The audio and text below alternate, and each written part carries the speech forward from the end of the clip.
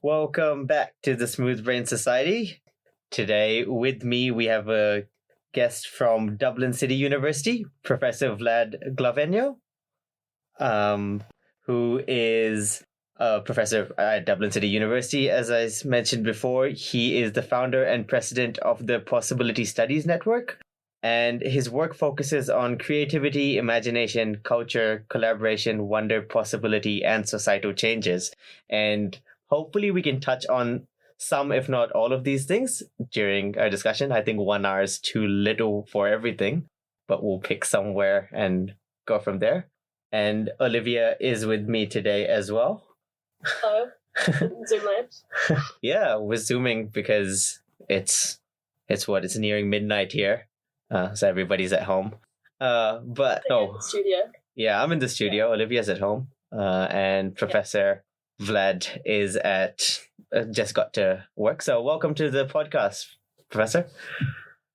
Thank you so much for the invitation. Do you want to give us a brief overview about what you study? So I think Sahir mentioned things like creativity and wonder. They sound such like exciting and positive things. What drew you today? Right. Thanks so much. Yeah, I try to study a lot of things, but there is a commonality, there is a core, hopefully, in them. And what I'm really interested in is the emergence of meaningful novelties within minds, between minds, and in society. So if I'm to break that down, I'm interested in everything that has to do with emergence, how new things come about. This can be ideas, it can be objects, it can be values or institutions or new spaces. And of course, this involves a lot of interest in process, in change, transformation. And as a social psychologist, I have a particular concern for how context influences these processes of change. I think culturally we're not everywhere, but in some cultures, I guess more in Western cultures, there is this bias of seeing the person as the agent of change. It's like if you imagine a vector, it would go from the person to the environment. The person enacts change. But actually, if you look at it in more detail, and there are different field works I can talk about, with this, there is a bidirectional relationship. The context fully participates in how we create, how we imagine and wonder, and so on. So this is my general interest, and then I apply this interest to a variety of things, from migration, that involves mobility, and mobility involves a lot of possibility and also some impossibility, obviously. But there is this idea of how when we move through space, we also move socially and psychologically at the same time. So then we develop new identities and new ways of being and so on. And social media has been of great interest to me. I mean, I guess with the pandemic, we've all been at home, like Googling or searching for memes. And I've done some projects on memes and meme culture I'm very interested in. And my initial topic was craft. So I was interested in how people work with their hands to produce things, which is, as a creativity researcher, it's a bit atypical because a lot of my colleagues, at least in psychology, they do a lot of thinking, everyone does thinking, but they do a lot of creative thinking studies. And I'm a firm believer, again, that not only context, but the body and hands and materials participate into creativity. So that was one of my first topics. And then I do a lot of other lab-based studies and some experiments here and there. So I'd be happy to talk about that. But this is my big overview, let's say. Oh, Awesome. Cool. That's so many things. Right. As a researcher, as a psychological researcher, I think we should start off with definitions. Then, what would you define as creativity to begin with? Oh God, that's such an easy and difficult question at the same time. It is easy because in psychology we have a very clear, firm definition. So I have many colleagues who are actually getting upset when they hear at conferences or they read in papers, creativity is kind of impossible to define because we do have a definition. We actually do. It's not a great definition though. So the way in psychology we look at creativity is through the lenses of the product. And, what is being produced. And I think that goes back to the fact that psychology in many places tries to define itself as a natural science and to gain this level of objectivity, which, by the way, I have my personal position on that. But if we want to be objective about creativity, the visible and what is being produced is easier to measure and quantify and compare. So if you take an idea, it has certain qualities and characteristics. If you take a product, you can actually, measure and compare that object and so on. The two features that theoretically should be there for something to be called creative are, on the one hand, novelty and originality, which are kind of different. I'll come back to that in a moment. And some kind of value, appropriateness, meaningfulness. So, for instance, I think we all imagine creativity as being these wild ideas, but that's not, you can go to borderline the bizarre with creativity, but that's not full creativity. You have to anchor it into something that works for someone for a particular purpose. And it's actually quite hard to produce things that are both novel, original on the one hand, and useful on the other hand. Because very often what is useful is what we know about, and what is novel, we might have a difficulty understanding what it can be used for. So you see, creativity is it's an interesting, funny, paradoxical phenomenon in a way. And I said that I will mention the difference of novelty and originality. Things can be new because you just made them, you just produced them, but they are not always original, which means different from what existed before. So if you take a pen, you can make a second pen that's going to be new, but it's going to be identical with the other pens, right? So that's why originality is the difference, the gap between the old and the new. And for some people, that's again a very core characteristic of creativity. Now, I also said I'm critical of this definition. Why? So imagine you're a teacher, which, by the way, I didn't mention before, but education is one of my preferred areas of thinking and working with these ideas. Imagine you're a teacher, and we all know from school that very often you're given a problem. Sometimes it has only one specific answer, which is sad from the perspective of creativity, that should push us to think in various ways. But if the teacher judges only the answer of the student, like in a math problem, without considering at all how they got to the answer, we're losing a lot of valuable information. Coming back to the example of a pen, as I'm holding one in my hands right now, if I came tomorrow and I showed you this pen and I said, I made this at home, okay? I won't, but let's imagine that. And it's exactly this pen. Purely from the definitional aspect of creativity, it's new, but it's not original almost at all. It's the same pen as others. And it's not really useful. Why would I make a pen? Why would I waste my time? You can easily get one, right? So it's not, what is the usefulness of that? But if you knew that I don't have a factory at home, I would have to be some kind of genius to create exactly this pen, right? So I think we're losing a lot of process information by focusing only on product. So yeah, there are other ways to define, but I'm just gonna stop here for the moment with the definitional part. Mm-hmm. That sounds like a really interesting idea, like what you were saying about moving away from the idea of focusing on the product. Can you unpack a little bit more, like alternative ways to focus on creativity? Right. Yeah. Right. I was hoping you could ask that. I thought it's a long answer, but yes, there are other ways. Like if you think of what makes the creative process, we have a lot of old and new literature that talks about, one of the oldest ideas is based on combination.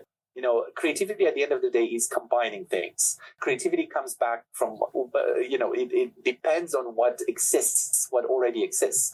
You cannot move completely outside of what is. And we know that from a lot of work done on the imagination as well, which is, again, quite a close concept to creativity.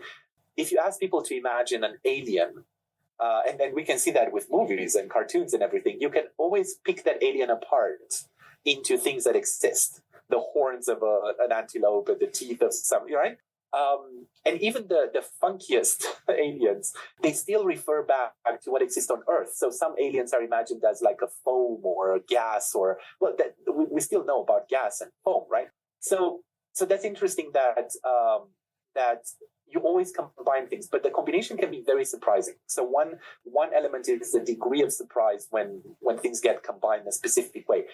For instance, if you work in a cognitive approach and you think about semantic networks or networks of concepts, some things cluster together more easily. So for instance, I don't know, summer and ice cream, right? But the more you combine ideas that are very far away, so I don't know, ice cream and, you see, I'm challenging myself to be creative on the spot here, but ice cream and zebras, okay, that's going to be less expected. So the chances you can do something more creative with that increase. So that's one idea, the combinational part. The other one is divergence. So a lot of people work within this framework of, to be creative means to diverge, to go in different directions. So I was just mentioning before that in school, you often are asked for the one answer. You have to give the one correct answer. This is is opposed, antithetical to what creativity is, which is going into multiple directions. And some will be more valuable, some a bit less. Like think about brainstorming, which is one of the very common methods of working with creativity. It is all based on divergence. And the principle of brainstorming is that quantity will lead to quality. So the more you make these links and associations, the more you increase the chance something will end up being valuable. So moving in different directions.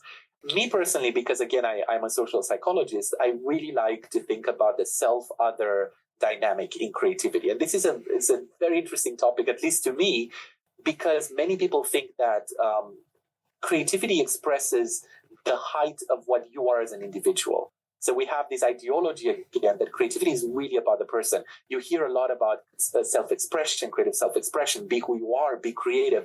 That's all fine and well, but from a social perspective, we are who we are because of the multitude and the layeredness of our social experience.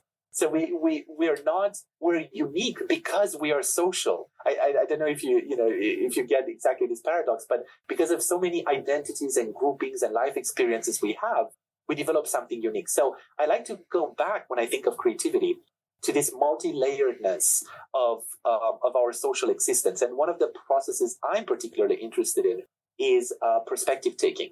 So I'm again a firm believer in the fact that when you create, you reposition yourself and you look at the world from a different angle, a different position. Sometimes the position of someone else. It could be like a mentor, or a colleague, or a critic, or a user. I mean, if you look at design, I mean, especially in design, they formalize these processes absolutely. Like you have methods like personas and others that deliberately invite you to think from the angle of a user, and that's the way you create. So I think that's another very interesting process. And before I finish with this, there is yet another angle to look at the definition and to go beyond even process, is to look at the context of creativity. So together with a colleague, Ron Baquero from Arizona State University, we wrote a short piece on the kind of creativity as an experience. So it's not only a process, but it's an experience that is cultivated by a particular environment.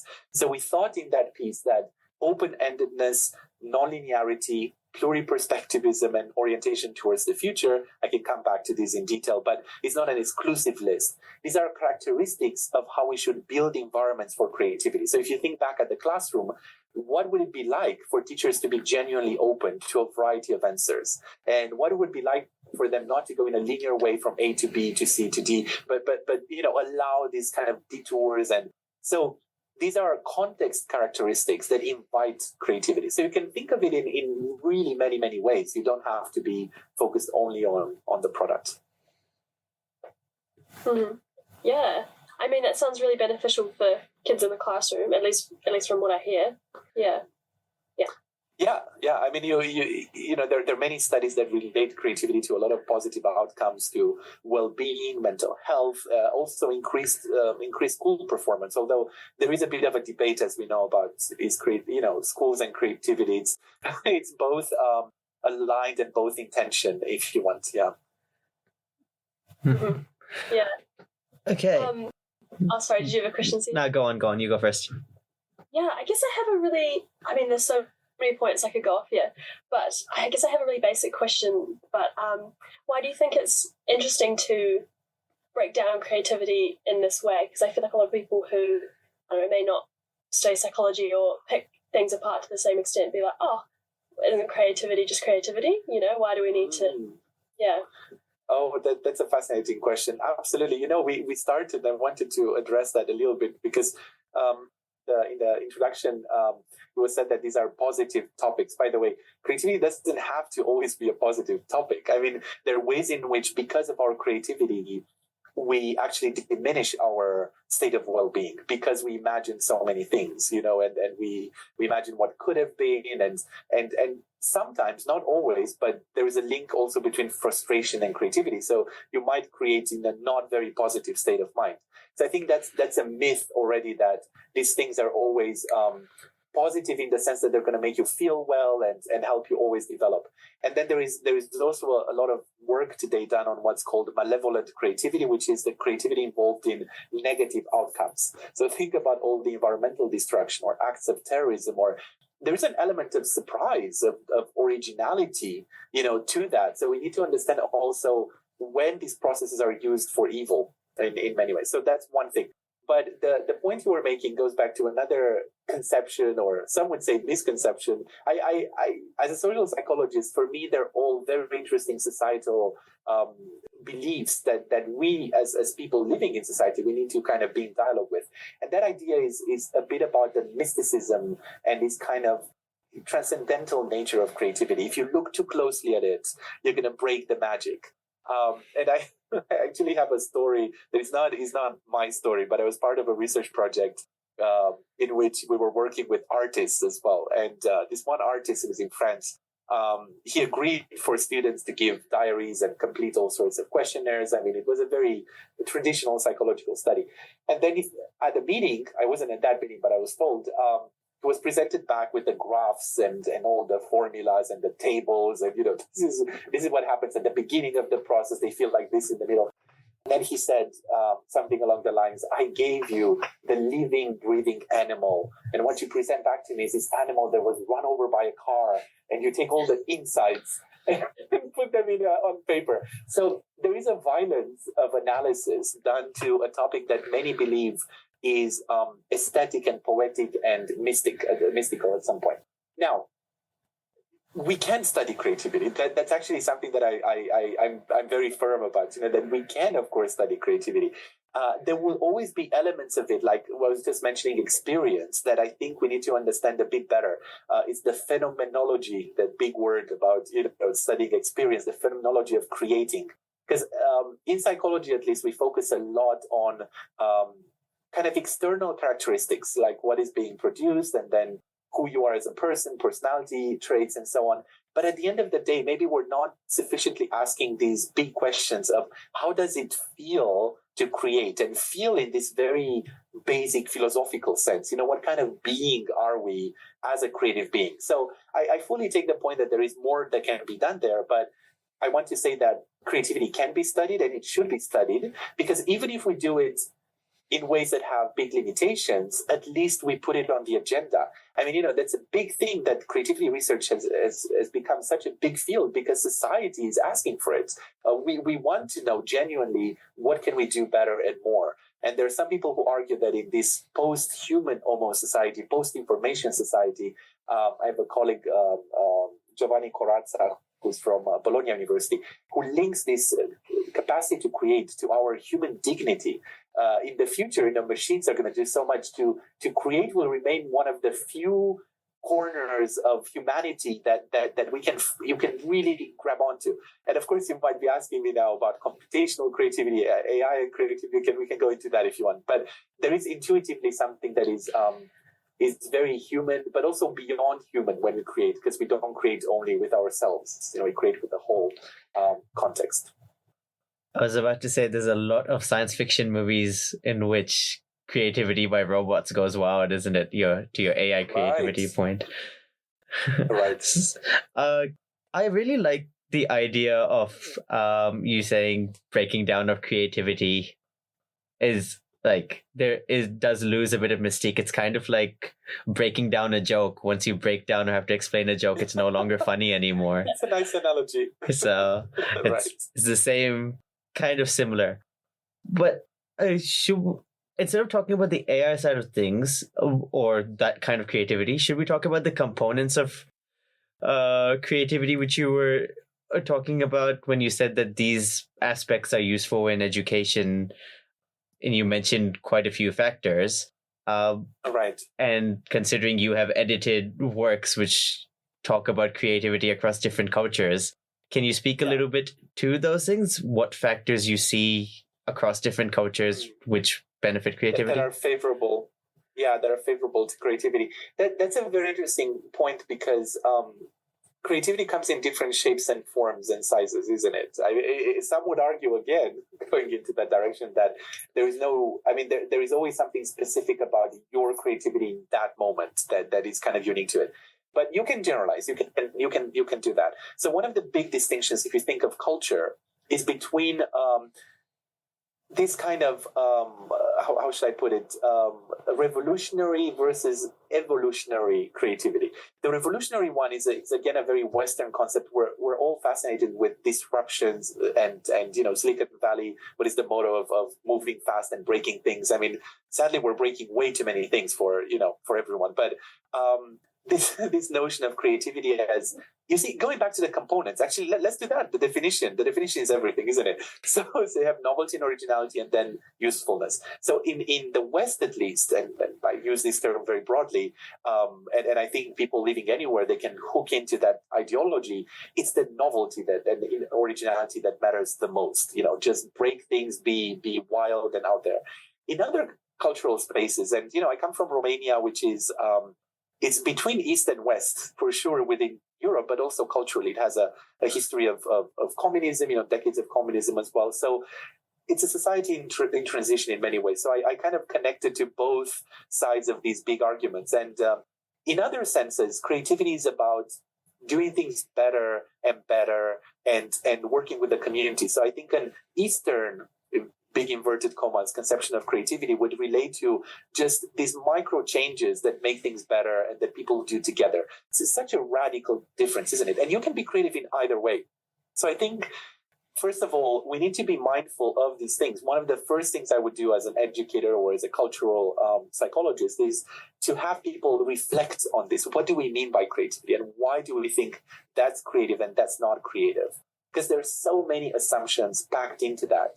One of the why I'm fascinated by creativity to begin with is that if you think about it, at the end of the day, it really takes you back to these big questions about who we are as people. What is human society? What is culture? Because all of this will have a link back to our capacity to create. So I would love to have this metacognition, well, some would call it meta creativity maybe, but it's this reflection on creativity. And I think that is helpful across contexts to begin with. The second thing is there is always a social element to creativity. We learn and we exist in and through other people. And there's again no accident that Google Scholar, I think the motto is standing on the shoulders of giants, right? We always do that. Look at the language we use right now. I mean, neither of us invented this. We can still be inventing some stuff within this language, but I think recognizing this societal influence is also helpful, because then you can see what you want to take of that influence and how you want to use it. So being mindful of who your audiences are, who you're creating for, and just the cultural norms and values around that is also very useful. Another thing that is very specific for creativity, again, I would say across contexts, is this idea of risk-taking, but not the risk that I mentioned in this Western ideology of break everything, yeah, let's not give examples. I think everyone can think of some. But the risk in the sense that you need to create tasks that are open-ended and where people can let go a little bit of what they think they know or how they think things should be done. So creativity involves always a little leap of faith in terms of, let me try this out, trial and error, experimentation, making, prototyping. These are core elements of a creative process. So when we give people in any culture at any age this permission to fail, that is enormously important for creativity. And then you need a lot of psychological and social safety and trust to be able to do that. So that is something, as an educator as well, this is what I would focus on in creating a culture of creativity or a culture of innovation, is this idea of psychological safety and trust that is very personal and very social at the same time. That's very interesting. I didn't really think about linking it to that social aspect as well. But what happens if people don't have that that sort of safety net that they feel like they can try things out? What happens there to creativity? Right. Well, so first of all, it's interesting to also mention or important that there is no formula to creativity. You see a lot of people get famous and they do a lot of, I like to call them airport books and the 3 steps too. And that's all fine. We need some of that as well. But at the end of the day, there is no one formula. And if you look at everyone's experience, you will notice with yourself that maybe you used to be very active and creative in the morning and then things changed and you became like more of a night person. So it's very contextual. So I need to say that to begin with. But I think we have quite a lot of evidence, and it's also in common sense, really, that when you are in a position of psychological safety, you allow yourself to take those risks and to think differently because you know there's not going to be an enormous consequence to you if you do that. This is why, by the way, we're so fascinated by all those cases in which people actually have real risks and real difficulties and challenges, like in situations of totalitarian regimes and oppression. One of the first things dictatorships come after is people's creativity. That is absolutely certain, right? Because that creates community and that creates kind of agency, and this is something that dictatorships cannot really deal with. So I think the moment you create that context, people allow themselves that freedom. And you can see that with other small signs. I mean, the humor was mentioned, and there is such a huge link to creativity here. When people allow themselves to use humor, when this kind of playfulness, the playful attitude is installed in the room, that's when creativity is in a very good position, if other things come into play to start. And think about that we're always, we always work on the environment when we try to do something creative. For instance, if you look at how children play with each other, the invitation they give each other to play is often, let's say this is that. Let's imagine this is this. This now becomes that. So it's an invitation to let go a little bit of what you think things are and to go into that. Or storytelling, which relates again a lot to creativity, once upon a time is the linguistic marker of we're leaving our usual context and we're entering this other context in which it's okay to say things that you wouldn't normally say or do things you wouldn't do. So I think they're almost like small things, but so powerful that teachers or managers or just in families or in society people can do to reassure each other that it's okay. We want that. We want things to be a little bit different, So allow yourself to express and to contribute and all of that. Yeah.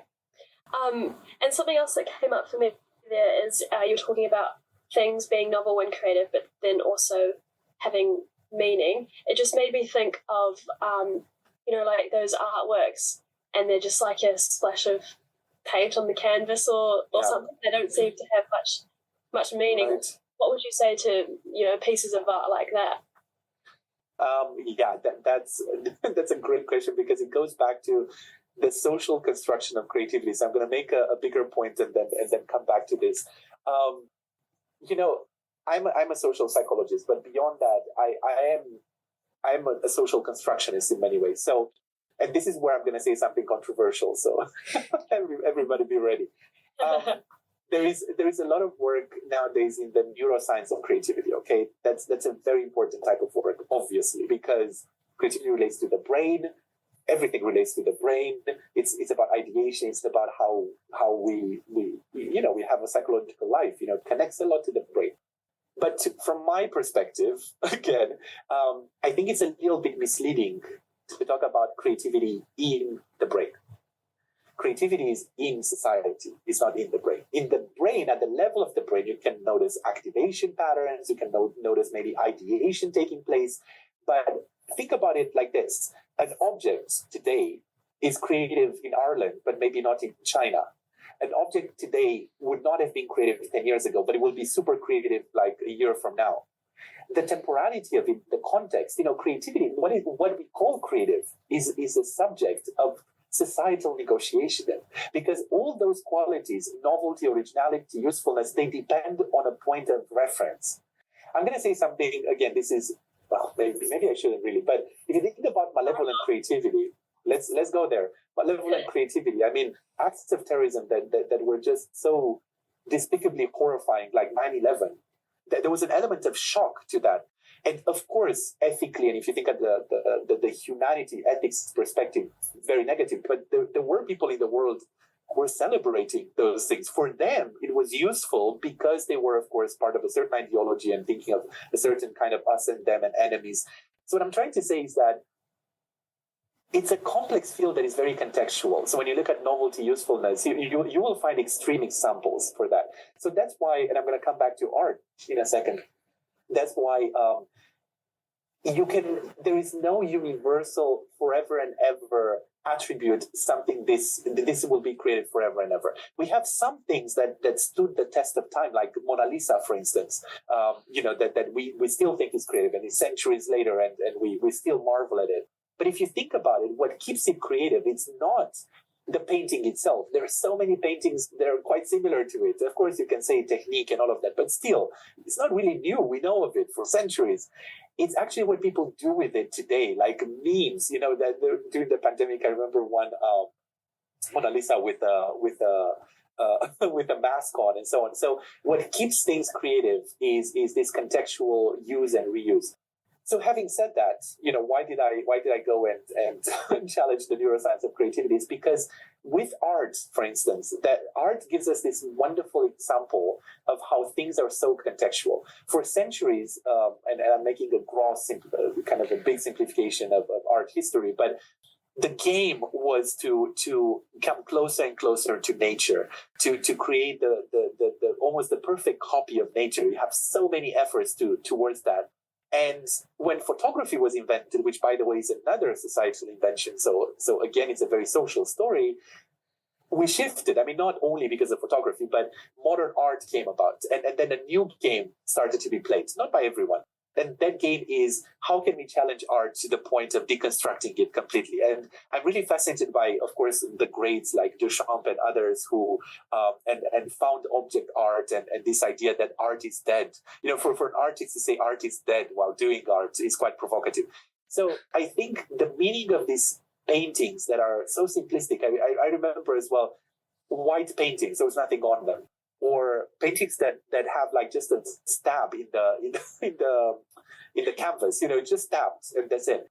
The first time this was done, maybe the 100th time this becomes a bit, but the first time it was done, it was hugely provocative because it shook our entire idea of what art is. What am I looking at? So it's very meaningful and useful because it makes you question. And I think, the meaning of art is to question. So while on the surface we might be thinking, what is that?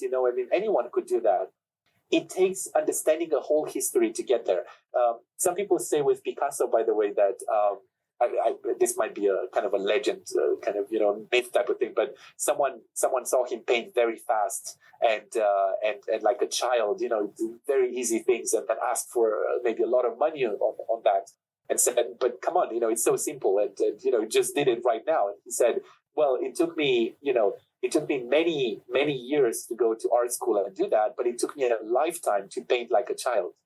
You see, artists have to struggle with so many things to go to that point that challenge us so much. So I think with everything, if you look at the context of what's being created, going back to what I said, it's not only the product, it's the idea and the history behind that.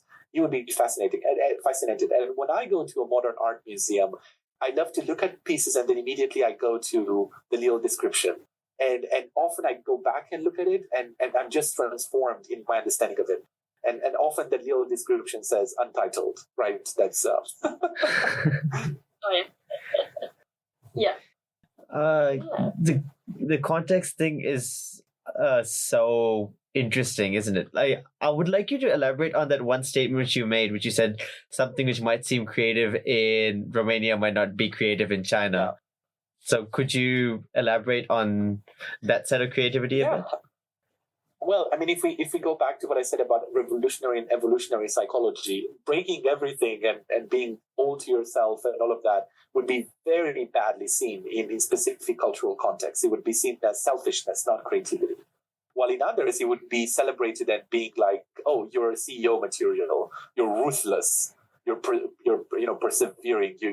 So only that, what do we promote? What kind of leaders we have? Because creativity also relates at some point to leadership. Speaks a lot to those differences. But I will give you the example of my PhD topic. Okay, so let's go there. So my PhD is very unusual for a psychologist. Be ready for that. I looked at Easter egg decoration practices in Romanian communities in the north of the country at the border with Ukraine. And in Ukraine, you have a lot of that tradition, and in many other spaces in Eastern Europe, especially when people decorate Easter eggs. Now, my questions were psychological in nature, but I was very interested by the context of the craft.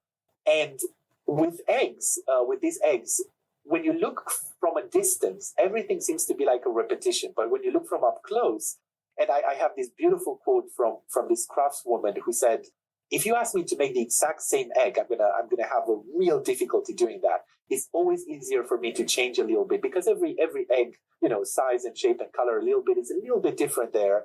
And variability is really the norm in craft. Although at the surface level, it seems like it's all similar.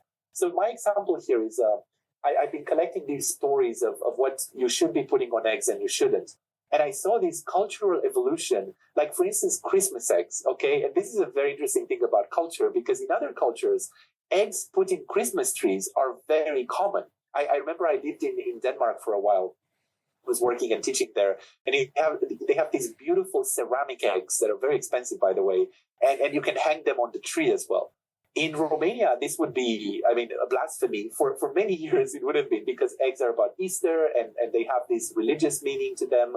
Although, again, the religious meaning is a cultural kind of evolution of an older idea. Eggs have always been fascinating to us because they're a symbol of life and being born and rebirth and so on.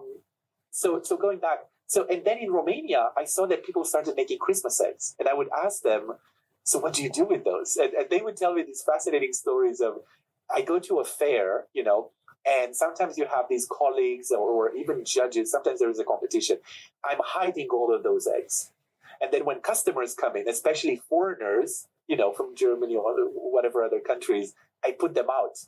So isn't that a fantastic story of the negotiation of what is allowed, what creativity is allowed? And then I'm sure that 10 years from now, Christmas eggs will be like the theme, you know what I mean? So it's always in movement, and it's always responding to these shifting cultural norms and values. So I think you cannot have, or let me phrase it differently, because some people might think there are some things that are obviously creative, that obviousness will depend on time and history. I find it very hard to believe that would be the case. But having said that, I do want to come back and say also that, I'm looking a lot at differences because that's my passion, to look at how things are different. Creativity is a lot about different, but difference would be nothing without similarity. And I think cross-culturally, although so many things are different, and there's a big focus on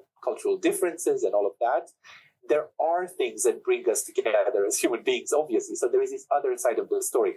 The creative process, even if it expresses itself so differently, might be one of these big unifiers. So I'm not trying to, I think there is always like a puzzle. There's always like this, or this foreground and background. And I like to foreground differences, but you can also tell a story by foregrounding similarity. But you need both. And I think, it would be very good for people to stop for a second and think, why do I think this is creative? Why is it creative for me and for other people in my time and my age and my culture, and why in my society these people would appreciate it, but these other people wouldn't? I think we need more of these questions. Mm-hmm. Yeah, I'm really curious about those cross-cultural similarities and differences in, like you say, the creative process, but then also what about, like, in literature as well, and like in the way that we talk, what would be some key ones that stick out for you, perhaps? In literature, you mean in the use of language, something like that, or just literature as an art form? I think language would be interesting, because there's also ways to be creative, not just in the material. Language is probably the most interesting, isn't it? Because it is a cultural product, that exactly speaks to that similarity and difference tension. Languages are different, but sometimes they're different in similar ways. And language is fascinating because, first of all, it's a big part of how we create, because language in general is a big part of how we think. So on the one hand, but if you think about it, the words are there. They're not necessarily new, but the way we put them together speaks to that combinatorial thing. So what I like to do sometimes in class with my students, I like to tell them, okay, take a small expression like evening came, or no, let's say something else, like giraffes are eating grass, okay, and put it in inverted commas and go to a search engine and see how many times you have that. And you have it a few times, and then start adding words. Giraffes are eating grass on Mars. How many times did it come up? Maybe not even at all, or maybe very little. Giraffes are eating grass on Mars under 3 burning suns. Who said that? Potentially people could have, but did and we can't take internet as and everything that has ever been, but it's a good starting point, isn't it? So with language, it's fascinating how you have these meanings that are shared, and within this sharedness you can create almost complete radical novelty. And I think, going back to your point about literature, I think generally in psychology we would do so well to kind of try to engage more with literary part. There are some traditions, like some people work on dialogism and with Mikhail Bakhtin and other literary kind of critics and philosophers. And there is so much to learn from a creativity standpoint, from storytelling and fiction, because at the end of the day, when we create, another way of looking at the creative process is actually a story of coming towards obstacles and overcoming them. And I think if we were to kind of highlight a little bit that linguistic storytelling element, we would be able to see a completely different picture. And another just last point, because I have so many ideas about that, but one other point, I'm fascinated by utopias and dystopias as literary genres, right? And they really speak to these radical acts of imagination and creativity. And I would love, we talk so much today about critical thinking and complex thinking and creative thinking, very important. What about utopian thinking? What in schools we don't really teach that almost at all. But there is such an amazing skill to looking at the world and reimagining it. And language can allow us to do that. Imagination can allow us to do that. So just to answer your question, so many links, language, creativity, and then fiction that we can make so much more of. Oh, because we touched on language and creativity, can you speak a little bit to whether different languages affect your creativity? Because I feel like the words you speak limit how you can express ideas. Yeah, we're going back to that old debate as to, it's the Wittgensteinian kind of idea that the limits of one's language might be the limits of one's thinking and world and so on. So affect is an interesting word. I think you said affect, because I think there is no language that, let me put it this way. We know from cultural studies that some languages are less intrinsically diverse in terms of words and others have more words. That is just a fact, right? So someone could come up with the hypothesis that less words could mean less creativity. But I would advise against trying to go on that path. By the way, you probably feel by now that I'm not big on testing for creativity. Of course, it's a very interesting idea. It's a useful thing to do sometimes, but you need to be mindful of context. So I rarely in my work ask the question, how creative is this? Like when I studied Easter eggs, I didn't come out of my PhD saying these are 100 eggs. This is the most creative egg that we have seen, or what's the point of that? There's no point in that. So my question, instead of how creative is this, is how is this creative to addressing language and culture? I think it would be simplistic and reductionist to say what's better for creativity, because creativity comes in different forms. So even a language that seems a bit more limiting can still cultivate specific forms of creativity. What I would do is to see what areas of language are very differentiated, and whether in those areas people also engage in more creativity. To give you an example, there is something, there are some works on, in India, for instance, people talk about creativity in this spiritual domain. Now, I don't speak Hindu or any other of the thousands of languages, I'm sure, but I would be interested to see if people have more words to think about spirituality and cultural norms come into play that encourage them to engage with spirituality, religion, and other things. How much variability in ritual you have, because I think there's a big link. And with other cultures, you might have, I'm getting very stereotypical here, but if you have cultures that invest a lot in cooking, like French cuisine or other things, it would be interesting to see the more words we have for things and people get to know them, if they also produce new things at the same time in that field. So for me, the question is not more or less in absolute terms, but it would be more about the cultural guidance that language and behind language you have norms, values, and institutions give. So it's the how, the where, and when of creativity rather than how much that is impacted. And I'm also wondering, maybe this goes against what you just said, but I was just thinking, are there certain profiles that people kind of fit into? I know people like to categorize themselves as, I'm not creative, or I'm creative, or what would you say to that? Yes, well, creative identity, that's a huge other topic, isn't it?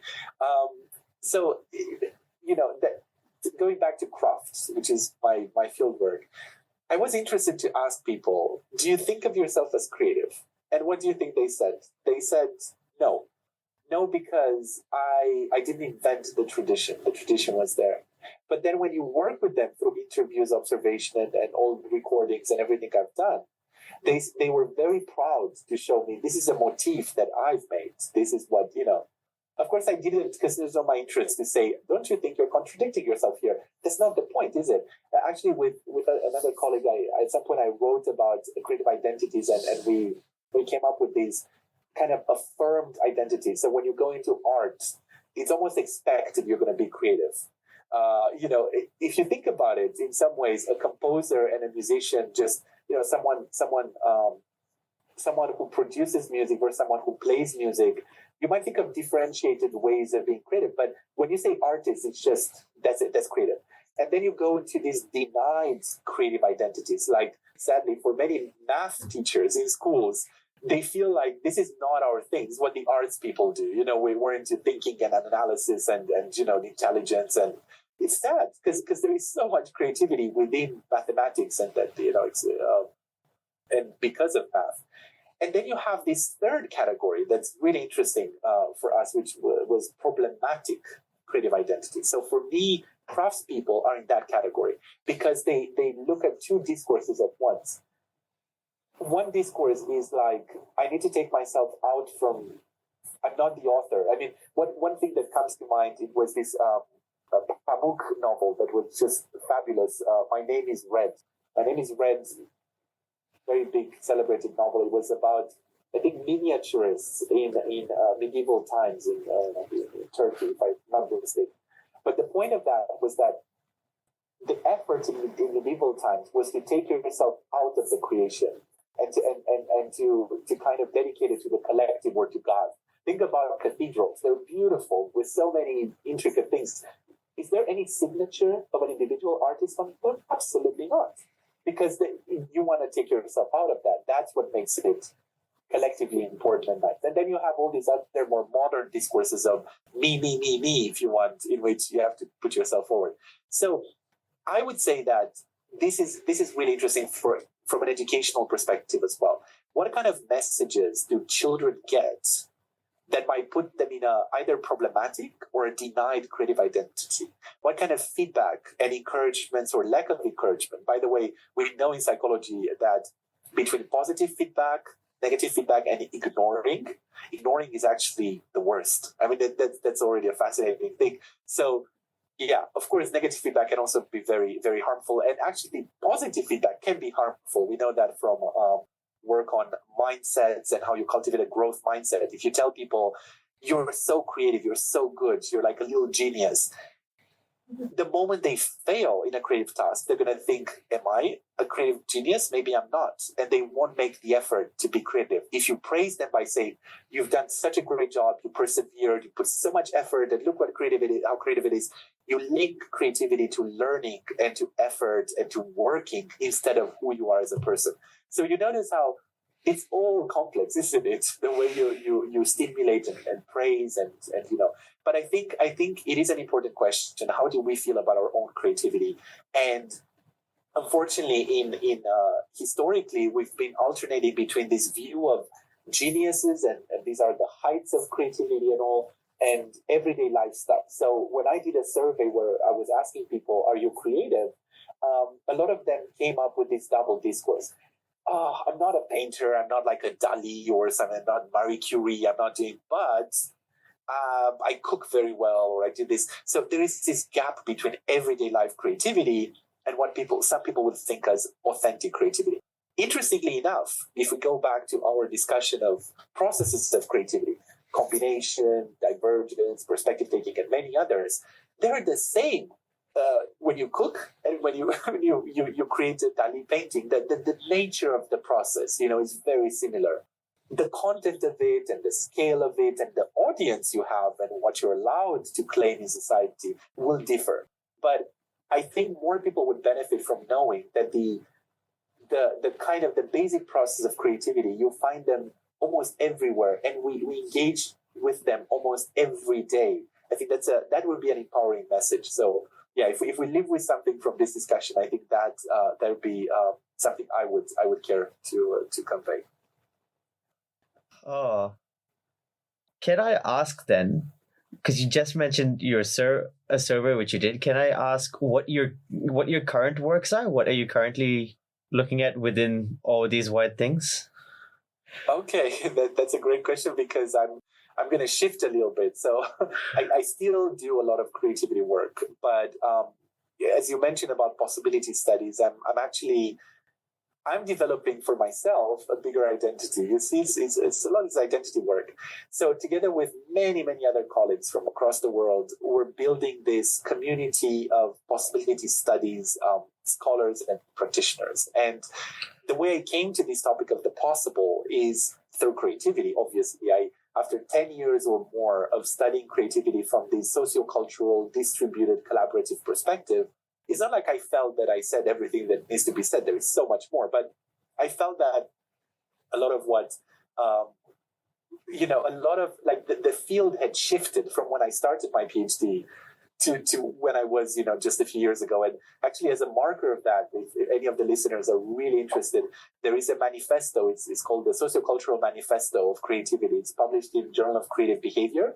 And it's open access, so people can read that. And with a small community, we propose certain principles. So that was kind of wrapping up for me a big stage that led me to where I am. And if I think what really attracts me with creativity, it's really about discovering, exploring, and enacting possibilities. And that is something that, if we talk about human experience, I think there is almost nothing as kind of strongly human as this sense of possibility. And by saying that, I don't want to be speciesist or not, post-human. Today, post-humanism is a big thing, by the way. So if listeners from that tradition come in and think, oh my God, he's grounding everything in the human again, that's not my point. I think our sense of humanity and possibility depends fully by the entanglement of who we are in the world. So that's not my point. But the point is that if you look, just at 20th century philosophy and existentialism, and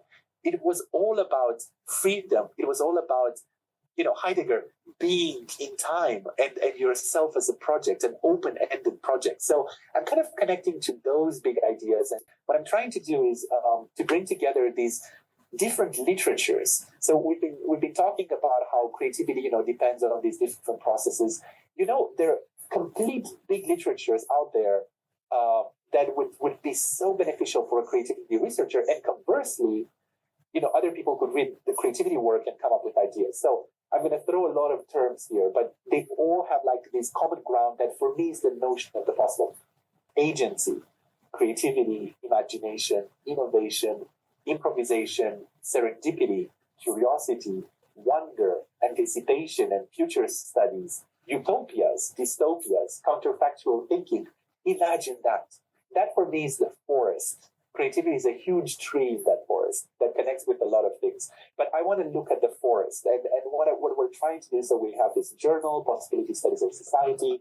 I just came off from finishing the big encyclopedia editing it. Of course, I didn't do it myself. It's 250 entries, the Palgrave Encyclopedia of the Possible. We have a book series with Cambridge, and a network, the Possibility Studies Network. So if anyone listening is interested, do Google Possibility Studies Network, and then you can be part of the email list or get in touch with me. We have all sorts of events and annual conferences and so on. So the effort I'm engaged in now is to lay the foundation for this big, exciting field for me. If I'm very ambitious, I would look at it almost like a paradigmatic shift. There are so many paradigms that came and gone. For instance, you have a lot of the cognitive revolution, then you have the narrative turn, you have people who work on mobilities, that's another big paradigm.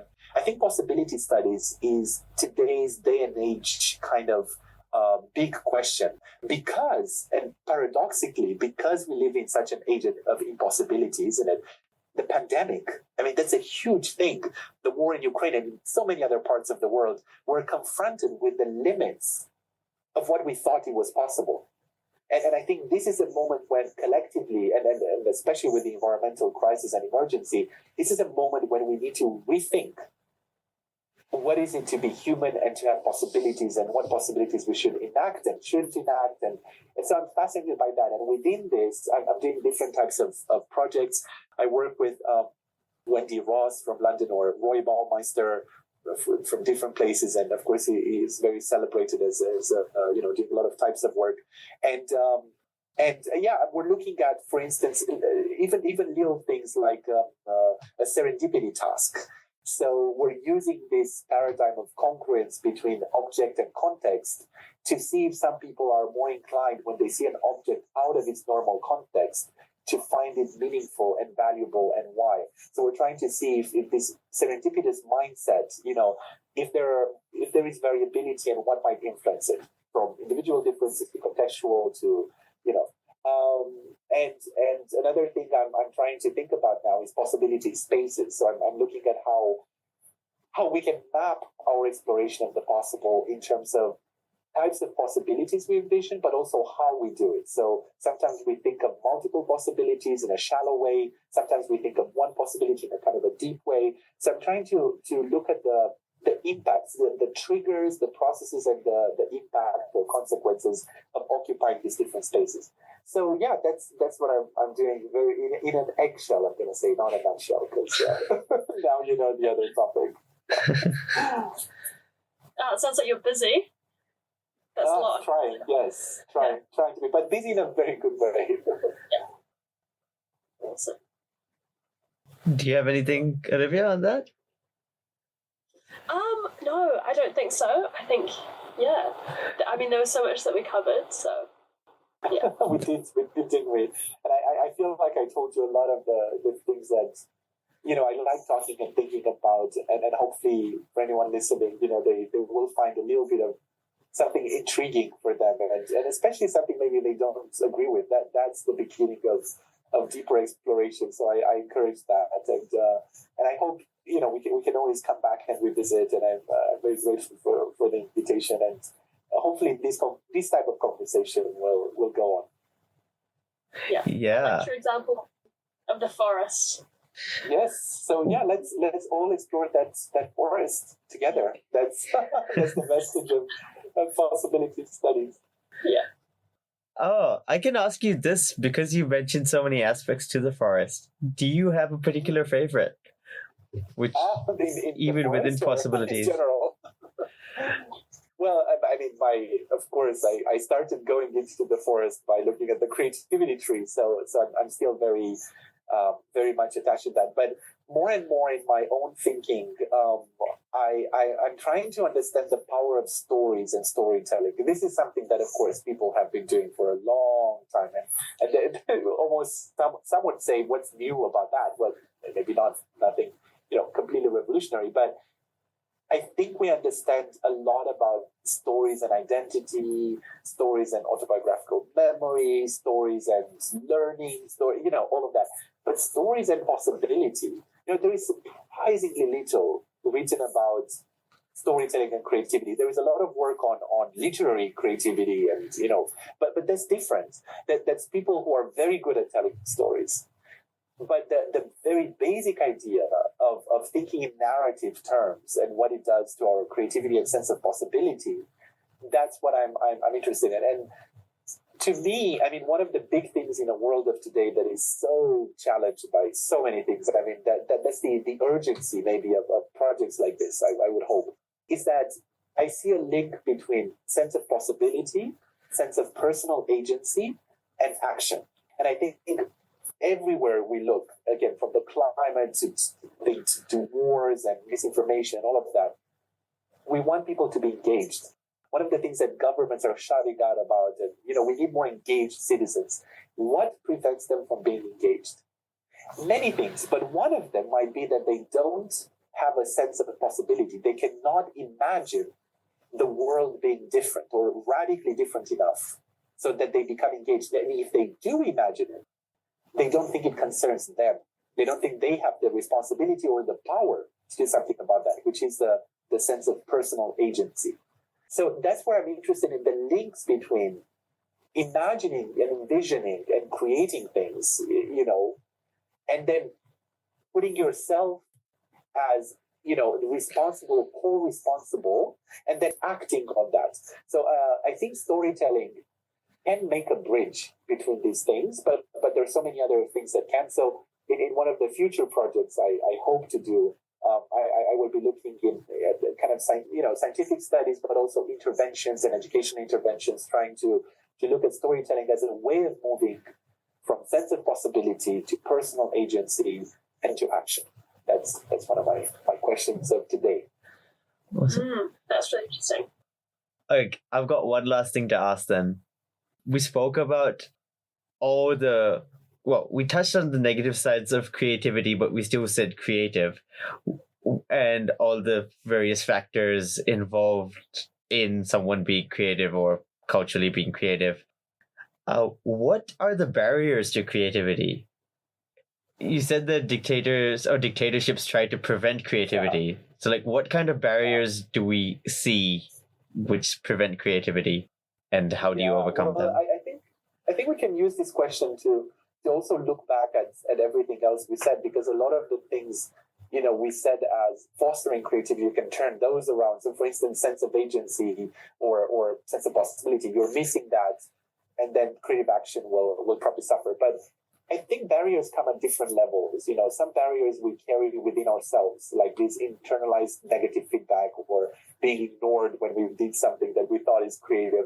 And those might be some of the most problematic ones, because we take from ourselves the idea that we can affect change. At the end of the day, I'm using creativity as a term, but we could talk, and I am talking about possibility or agency or imagination.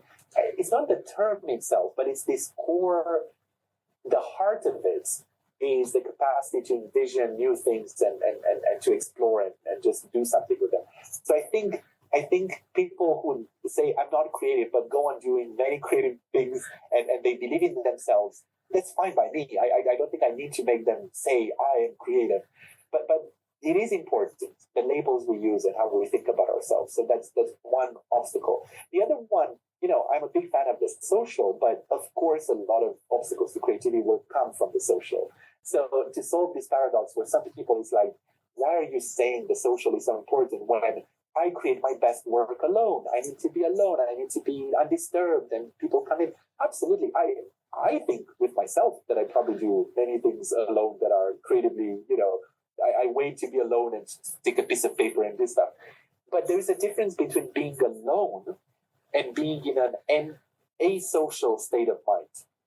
You're alone, but you are very social while alone. You're thinking, you're taking perspectives, thinking the perspective of others. You're in dialogue, metaphorical and sometimes, concrete with other people and their ideas. So I think when you look at the social part, we have to be mindful of the pressures we put on people from time and resources to literally saying, don't look into that. It's not worth doing it. The way we block people from engaging and all of that. So there is a social level there. And another one is also a level of material resources and possibilities. I mean, I work with colleagues from around the world, and I'm so happy that I can work with people from Brazil or Colombia or many other, the global south. And again, Romania is kind of the south of Europe, and of course, I'm not making any comparisons, but I resonate with a lot of their questions and ways of framing it. And one of the big questions they have often is how, under conditions of being underprivileged, sometimes oppressed or marginalized, what can creativity do in those contexts? So I'm sometimes, I work with people who work with favelas in Brazil or just underprivileged students in the classroom. And there is such a big question as to how we can discover and nurture creativity, but not fall in the trap that is a very neoliberal trap over there of saying everyone can be creative. These people who have less, they could be creative and then they would have more. That is really the wrong way about it, isn't it? Because creativity is about context and it's about community. So we are all responsible also for the creativity of others and our own. So I think one other big thing is to be mindful of the responsibility we place on people when we talk about creativity and the fact that we share that responsibility. So when it comes to these contexts of deprivation, we cannot say creativity is the solution and leave it at that. Creativity is part of the solution, and then you have to think more deeply about discrimination, about inequality, about all of that. Creativity is part of the solution there. So there are so many ideas, so many things. It's just a catalog of what I'm coming across most often, but I'm sure many other people will find other obstacles and then creative ways of just going about them. Wow. Yeah, I really resonate with that idea. Yeah, I don't really have much more to say there. You've said everything which needs to be on that. I've said everything I know, so probably after this will be difficult to find new things. That's where I need to be creative, right? Exactly. Exactly. Olivia, anything else? I guess the only thing that was kind of burnt in my mind was the meme thing. Oh, yeah. Yeah, that was fun. The name? The meme thing. Yeah. Oh, the memes. The internet memes. Memes, yes. Yeah. Well, memes are... Yeah. What, do you have a specific question about that? Oh, I don't know anyone that studies them, especially from the point of view of creativity. Yeah, well, there is now a paper that is actually in Frontiers in Psychology, or one of the Frontiers journals. So it's open access. So if you Google memes and creativity and my name, you'll find that paper. But media studies, they're more and more, and now TikTok videos are becoming a big topic of analysis. But yes, meme culture is. You remember what I said about Easter eggs? There's a huge parallel with meme making, because there is, although it seems like such a modern thing, like Easter eggs are forever and it's been centuries, and memes are like from a few years ago, the same principles apply. Think about meme templates and think about the way eggs are decorated with specific motifs. The template is the motif, and within the template, you get all of these creative angles. And what fascinates me about memes especially is that memes are often like the humor. Not every meme is humorous, but a lot of them are. I mean, some people even put that in the definition. To get to the humor of memes, you need to notice the contradiction between two things that happen in the same meme. Very often it's about that contradiction. And very often that opens up a completely new angle of thinking. So I'll give you just two examples, concrete. Actually, one is how this meme project started. With my wife, we were looking at, in the context of refugee crisis, around Christmas, there was this meme going online saying it was a nativity scene, and it was saying on top, remember to hate refugees as you set up the nativity scene, and then at the bottom, celebrating the Middle Eastern couple who is trying to find refuge. So what does this meme do? It's something amazing. It points to this deep contradiction. you think, I mean, that's the position for it, like the meme viewer, that's where your position. You think you're a Christian, a good Christian, setting up these nativity scenes and celebrating Jesus and the family, the Holy Family. These people you think as so badly of, they are fundamentally like these people you hold in such esteem. So these contradictions and tensions are so productive for creativity. And during the pandemic, there was another meme that I really loved. It was the early days of testing when, I don't know, only Tom Hanks was getting tested or other people. I'm not going to point to him, And there was this meme saying, in the US, because a lot of production happened there, if I want to get tested, my only chance is to cough on an important rich person, because then they'll get tested and I'll know if I have COVID. So isn't that amazing? Like the angles of looking at COVID, we have some papers, some of them are open access. The angles from which people came, cultural, pop culture, political, geographical, social critique. It was just, it is such a fascinating observatory of today's creativity. We don't do like in the Middle Ages, the little church ornaments, but we do memes. And that's fascinating for me as a creativity and possibility researcher. Yeah. So interesting. Yeah. Memes are fun. Do you create any memes yourself? That's a good question. I don't. I mean, I could, right? That's why don't I create memes? That's a good question. Maybe I won't say that I'm that old, but it is interesting how I have the habits of an older person and the interests of a younger person. There's something unaligned there. So I'm not on Twitter. I haven't been. I didn't leave Twitter. I'm just not on. I've never. I barely use Instagram. And yet I'm fascinated by what happens there. So there is a gap there that I have to reflect on. But I don't make memes, but I do try to make other stuff. Like I try to write some fantasy, which is I'm kind of a closeted writer waiting for the big break. Oh yes, It's impossible, isn't it? yeah. You can come back on here when your book releases and talk about it as part of your tour. Okay, so 30 years. See you then. Now we'll definitely have you on again before that. Thanks. Olivia, what about yourself? TikToks, memes? I have a few TikToks. In the past, I've made a few memes, but it's quite fun. It just feels like the new kind of medium of expression. Yeah, you can kind of comment on anything, really. You can make it personal to your community. Yeah. Or bigger. Yeah, that is the shared and yet personal nature that we're going back to one of the big themes of creativity, isn't it? Yeah. I think on that meme note, we can like wind down. So one thing which we do with all our guests is we ask a few quick questions, nothing to do with your research at all, to end the show with. All right. Yeah, so Vlad, the rule is basically answer as quickly as you can. Okay. All right. And yeah, feel free to be creative. Olivia, do you want to start us off? That's a pressure. No, that's pressure. What I remember. Summer or winter? So, winter. Cats or dogs? Cats. You're not very sure about that one. No, well, because I love all of them, but I still have cats. So, Movies or TV shows? movies.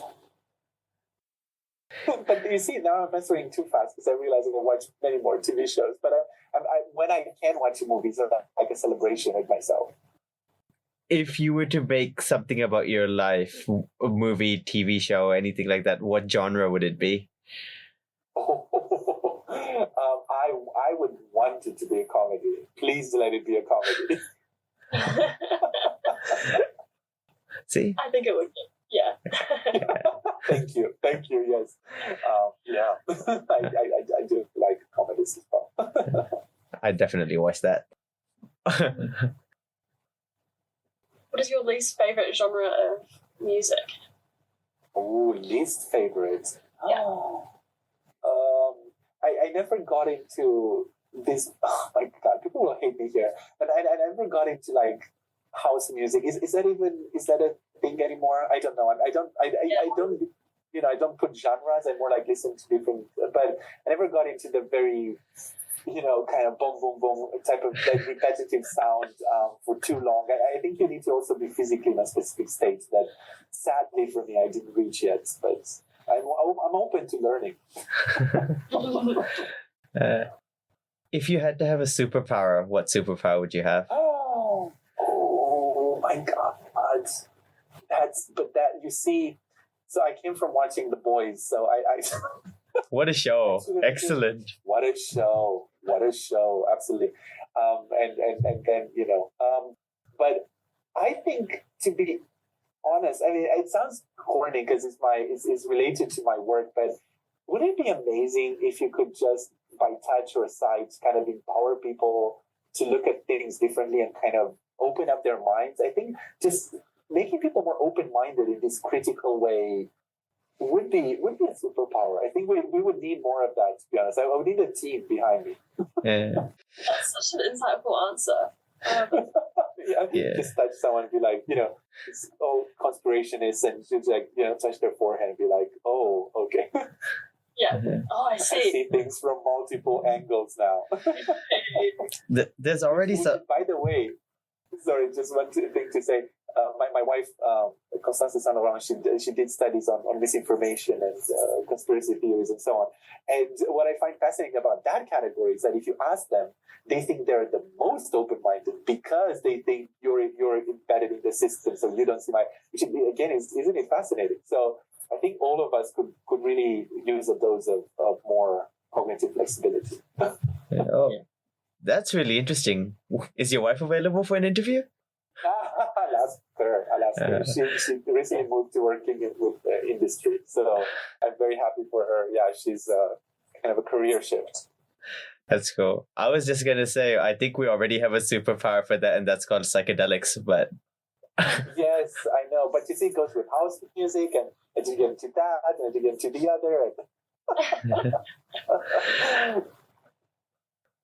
What is a saying that people say that you think is complete bullshit? Oh. I'm going to borrow this one because someone said it recently to me. No, I'm not going to borrow. So someone said recently that he hates when people say "listen" at the beginning of something because it's like, it's necessary. But my favorite one that I really dislike, now that I think of it, is what do people say?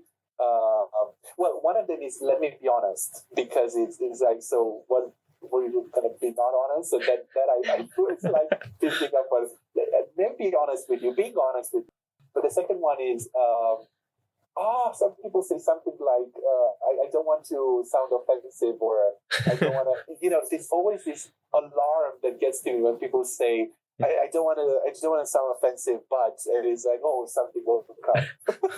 So I don't like that, because it's like, if you thought more about what you're going to say, you don't need the caveat, and you could just say it nicely. It's like, no, I'm gonna not say it nicely. Alarm, trigger sign. And I have the last question, Asa, here. Yeah. Final question for you. If you had to give one piece of advice to our listeners, what would it be? Oh God, can you imagine? It's like famous last words. I think you did mention. I was just saying, you did mention a few take-home things. Yeah, so I was like, if you remember anything, remember that. I don't remember anything of what I said, but I think one thing, just summing it all up, would be to say that we would do well to take a moment and take a step back and look at what we do and ourselves from the perspective of what could be and what is possible. I think we're so because of time and pressures, we're so trapped into what needs to happen, what needs to be done. And I think just taking a step back and wondering a little bit about why am I doing this? Or it could be a transformative experience. It might not be an easy one. It might not leave people satisfied, but it would be very, very much transformative. So asking this deeper question, if we have a moment, that would be that'd be my advice. And let's see what comes out of that. Awesome. Thank you so much. Thank you. Thank you both. And thanks for staying up so late. No, it was our pleasure. If people wanted to contact you, what email would we give them? So I have my DCU email, Dublin City University. So it's vlad.glavanu. That's GLAVEANU @dcu.ie Ireland. But if you Google my name, if you can't spell it, but if you misspell it, then we'll hopefully propose the right spelling. You can definitely find my email, and I'd be happy to be in touch. Awesome. Well, in that case, thanks everyone for listening. Thanks, Vlad, for joining. Thanks, Olivia, again. Thanks so much. And yeah, until next time, well, follow us on Instagram, on Spotify. Give us a 5-star review. We only accept 4.9 or higher. Yeah. Thanks everyone, and until next time, summing up all of Vlad's advice, probably take a step back and think about all the possibilities. Thanks. Bye-bye. Bye.